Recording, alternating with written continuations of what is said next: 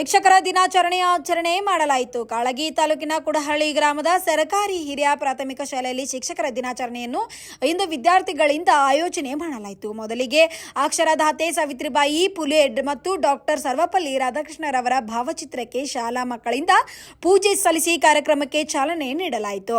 ಇನ್ನು ಇದೇ ವೇಳೆ ಹನುಮಂತ ಕಾಂಬಳೆ BRC ಅವರು ಮಾತನಾಡಿದರು. ಈ ಸಂದರ್ಭದಲ್ಲಿ ಹೊಡ್ದೆ ಬೀರನಹಳ್ಳಿ ಗ್ರಾಮ ಪಂಚಾಯಿತಿ ಅಭಿವೃದ್ಧಿ ಅಧಿಕಾರಿಯಾದ ಸೋಮಶೇಖರ್ ಔರದಿ, ಹೊಡ್ಡೆ ಬೀರನಹಳ್ಳಿ ಗ್ರಾಮ ಪಂಚಾಯಿತಿ ಅಧ್ಯಕ್ಷರು ಹಾಗೂ ಊರಿನ ಹಿರಿಯ ಮುಖಂಡರಾದ ಸಿದ್ದು ಪೊಲೀಸ್ ಪಾಟೀಲ್, ಚನ್ನಬಸಪ್ಪ ಪಾಟೀಲ್, ಸುರೇಶ್ ವಾಲಿ ಪಾಟೀಲ್, ಸಿದ್ದು ಹೋಗಾರ್, ಸುಭಾಷ್ ಬಾಗಾ ಶಾಲಾ ಮುಖ್ಯ ಗುರುಗಳು ಶ್ರೀಮಂತ ಗಂಜಿ, ಸಹ ಶಿಕ್ಷಕರಾದ ಶಂಕರ್ ಗಂಜಿ, ಪ್ರಭಾಕರ್ ಭಂಡಾರಿ, ಅತಿಥಿ ಶಿಕ್ಷಕಿಯರಾದ ಪಲ್ಲವಿ ದೇವನಕರ್ ಮಕ್ಕಳು ಉಪಸ್ಥಿತರಿದ್ದರು.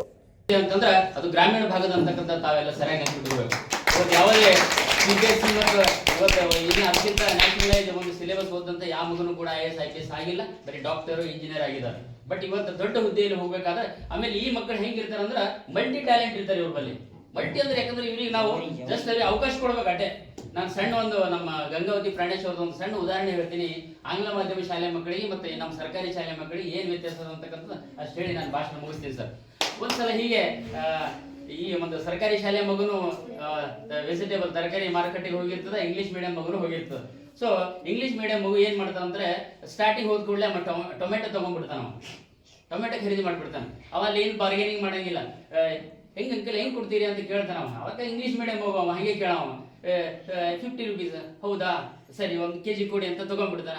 ಆಮೇಲೆ ಮತ್ತೆ ಅದರ ನಂತರ ಬಟ್ ಪೊಟೇಟೊ ಅಂತ ಆಲೂ ಅಂತೀವಲ್ಲ.